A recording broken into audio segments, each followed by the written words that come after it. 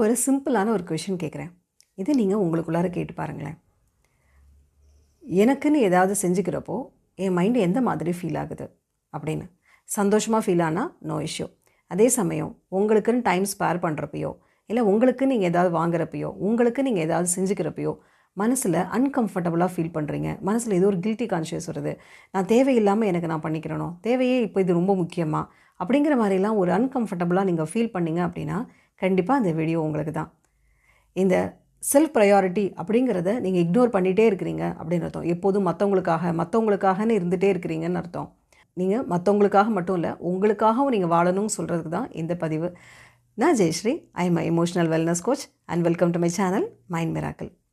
சரி, எப்போதுமே நீங்கள் மற்றவங்கள பற்றியே யோசிச்சிட்டே இருக்கிறீங்க அப்படின்னு சொன்னால் அது தப்பு கிடையாது. ஆனால் உங்களை பற்றி நீங்கள் யோசிக்க மறுக்கிறது தான் தப்பு அப்படின்னு நான் சொல்ல வரேன். ஏன் அப்படின்னா, ஒவ்வொரு தடவையும் நீங்கள் மற்றவங்களுக்காக செய்கிறப்போ அஃப்கோர்ஸ் உங்களுக்கு ரொம்ப சந்தோஷம் வருது. ஆனால் நீங்கள் உங்களை இக்னோர் பண்ணிகிட்டே இருக்கீங்க இல்லையா? உங்களுக்குன்னு ஒரு ஒரு ஒரு புதுசாக ஒரு திங்ஸ் வாங்கிக்கணும் அப்படின்னா எனக்கு இது தேவையா அப்படின்னு அதை சாக்ரிஃபைஸ் பண்ணுவீங்க. இல்லை ஒரு ரெஸ்ட் எடுக்கணும்னு நினச்சா கூட எனக்கு இவ்வளோ வேலை இருக்குது, இப்போ போய் ரெஸ்ட் ரொம்ப முக்கியமா அப்படின்னு அந்த வேலையை செய்ய போயிடுவீங்க. அடுத்தது உங்களுக்குன்னு ஒரு 10 நிமிஷம் ஸ்பேர் பண்ணி எங்கேயாவது போகணும், இல்லை ஏதாவது செஞ்சுக்கணுன்னா கூட எனக்கு இது அவசியம் கிடையாது, அது மற்றவங்களுக்காக நான் ஏதாவது செய்யலாம் அப்படின்னு நீங்கள் அந்த டைமையும் மற்றவங்களுக்காக ஸ்பெண்ட் பண்ணுவீங்க. ஸோ அப்படி இருக்கிறப்போ நாளடைவில் உங்களை நீங்கள் கவனிக்கிறது அப்படிங்கிறது ரொம்ப கம்மியாயிடும். ஸோ நீங்கள் என்ன நினைப்பீங்கன்னா, எனக்கு நான் ஏதாவது செஞ்சுட்டா அது செல்ஃபிஷ்ன்னு எல்லாரும் சொல்லுவாங்களோ அப்படின்னு மனசில் பதிஞ்சு போயிருக்கிறது தான் இது காரணம். ஏன் அப்படின்னா, லைஃப்பில் நம்ம பல தடவை நம்ம கேட்டிருப்போம், மற்றவங்களுக்கு நம்ம செய்யணும், சாக்ரிஃபைஸ் இஸ் மோர் இம்பார்ட்டண்ட், அதே மாதிரி செல்ஃபிஷாக இருக்கக்கூடாது அப்படிங்கிறதெல்லாம் நம்ம கேட்டிருப்போம். அதனால் என்னென்னா, எப்போதுமே மற்றவங்கன்னு கவனிச்சுட்டு நம்மளே நாமே கவனிக்க மறக்கிறது தான் மிக முக்கியமான ஒரு தவறாக போயிடுது. ஏன் அப்படின்னா, we are ignoring our self. நான் அப்படிங்கிறதையே நம்ம மறந்துடுறோம், எனக்கு அப்படிங்கிறதையும் மறந்துடுறோம். நான் சொல்கிறது மற்றவங்களை கவனிக்கக்கூடாதுன்னு கிடையாது, உங்களையும் சேர்த்து கவனிங்க அப்படிங்கிறது தான்.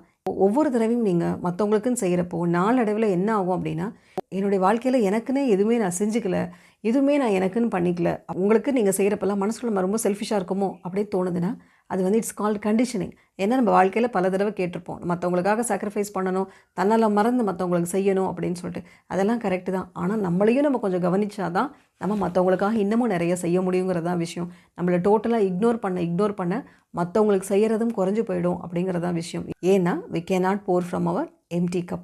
நம்மக்கிட்ட இருக்க நம்ம மனசை எந்த அளவுக்கு நம்ம சந்தோஷமாக வச்சுக்கிறோமோ அப்போ தான் மற்றவங்களுக்கு சந்தோஷத்தை கொடுக்க முடியும். நம்ம எந்த அளவு மனசில் தைரியமாக இருக்கிறோமோ அப்போ தான் மற்றவங்களுக்கு தைரியத்தை கொடுக்க முடியும். ஸோ இந்த சந்தோஷம், தைரியம் அப்படிலாம் எப்போ வரும் அப்படின்னா, நம்மளே நாமே கேர் எடுத்துக்கிறப்ப தான். கேர் எடுத்துக்கிறது அப்படின்னா சுயநலமாக இருக்கிறதுங்கிறது கிடையாது. It's not selfishness.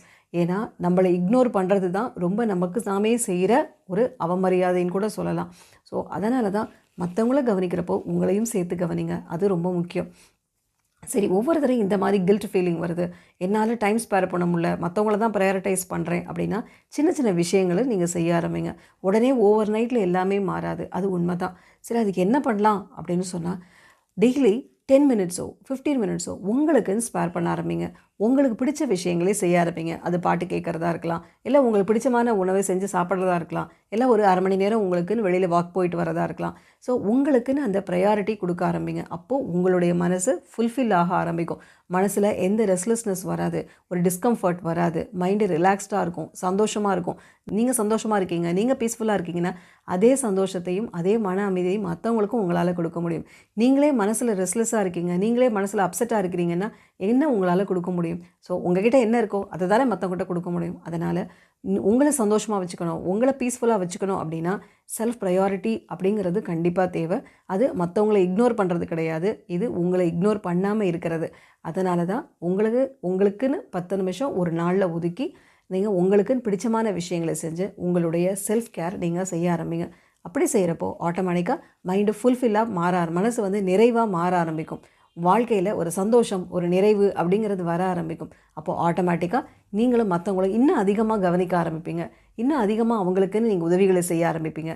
ஸோ அதனால் நீங்கள் செய்ய வேண்டியது, ஒரு நாளைக்கு 10 நிமிஷமாவது உங்களுக்குன்னு ஸ்பேர் பண்ணி உங்களுடைய செல்ஃப் ப்ரையாரிட்டிக்கு இம்பார்ட்டன்ஸ் கொடுங்க. இந்த வீடியோ உங்களுக்கு பிடிச்சிருந்ததுன்னா லைக் பண்ணுங்கள். யாருக்காவது உபயோகமாக இருக்கும் அப்படின்னு நினச்சிங்கன்னா அவங்களுக்கு ஷேர் பண்ணுங்கள். இந்த மாதிரி கண்டென்ட் உங்களுக்கு யூஸ்ஃபுல்லாக இருக்கும்னு நினச்சிங்கன்னா இந்த சேனலுக்கு சப்ஸ்கிரைப் பண்ணுங்கள். ஆரோக்கியமான மனமே அற்புதமான வாழ்க்கையின் அடித்தளம். இந்த வீடியோவை கடைசி வரைக்கும் பார்த்த அனைவருக்கும் என்னுடைய நன்றி.